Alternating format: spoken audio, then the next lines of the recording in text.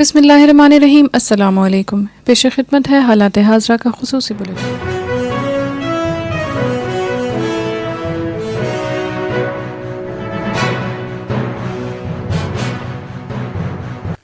General Bajwa کا افغانستان کا اچانک دورہ۔ پاکستانی فوج کے سربراہ نے پیر 10 مئی کو افغانستان کا دورہ کیا اور کابل میں افغان صدر اشرف غنی اور دیگر افغان لیڈروں سے ملاقات کی ہے۔ پاکستانی فوج کے سربراہ جنرل قمر جاوید باجوہ کا پیر 10 مئی کا یہ دورہ ایک نہایت نازک صورتحال کے دوران عمل میں آیا ہے، ایک ایسے وقت میں جب افغانستان میں غیر ملکی افواج کے انخلا کے شروع ہونے پر شدید غیر یقینی حالات نظر آ رہے ہیں۔ ایسے میں جنرل باجوہ کا یہ دورہ غیر معمولی اہمیت کا حامل ہے۔ افواج پاکستان کے سربراہ کا یہ دورہ ایک ایسے وقت میں عمل میں آیا ہے جب افغانستان میں امریکی اور نیٹو کے دیگر ممبر ممالک نے اپنی افواج کو واپس بلا لینے کے کام کا آغاز کر دیا ہے۔ دوسری جانب ملک میں آئے دن تشدد اور خون ریزی ایک بار پھر زور پکڑ گئی ہے۔ جنرل باجوہ کے اس دورے کے بارے میں فی الحال واضح طور پر کچھ نہیں کہا جا سکتا کہ پڑوسی ملک کے اس دورے کے دوران کن موضوعات پر تبادلہ خیال کیا جائے گا۔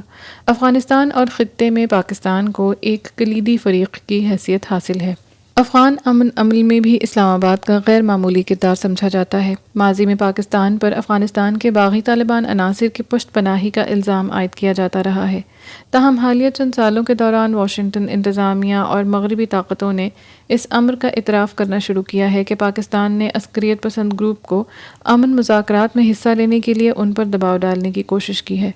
حالیہ ہفتوں کے دوران طالبان اور سفارتی ذرائع نے نیوز ایجنسی روئٹرز کو بتایا کہ پاکستان طالبان باغیوں سے مذاکرات کی کوشش کر رہا ہے اور انہیں جنگ بندی پر پابند رہنے، امریکہ اور طالبان کے درمیان طے پانے والے معاہدے کو توسیع کرنے، جس کی شرط یہ رکھی گئی تھی کہ امریکہ اور دیگر غیر ملکی افواج مئی کے مہینے تک افغانستان سے نکل جائیں گی، اور امن مذاکرات کے سلسلے میں ترکی میں ایک کانفرنس کے طے شدہ انعقاد میں حصہ لینے پر اصرار کر رہا ہے۔ ان تمام اقدامات کے باوجود حالیہ ہفتوں میں افغانستان میں تشدد میں غیر معمولی اضافہ ہوا ہے۔ طالبان نے ملک بھر میں حملے شروع کر دیے ہیں۔ دہشت گردی کے تازہ ترین واقعات میں گزشتہ ہفتے کے روز کابل کے ایک اسکول پر ہولناک حملے کی تاحال کسی نے ذمہ داری قبول نہیں کی۔ افغان طالبان نے کابل میں لڑکیوں کے ایک اسکول پر حملے میں ملوث ہونے سے انکار کیا ہے۔ اس بم حملے میں کم سے کم 50 جانیں ضائع ہوئیں، جن میں اکثریت بچیوں کی تھی۔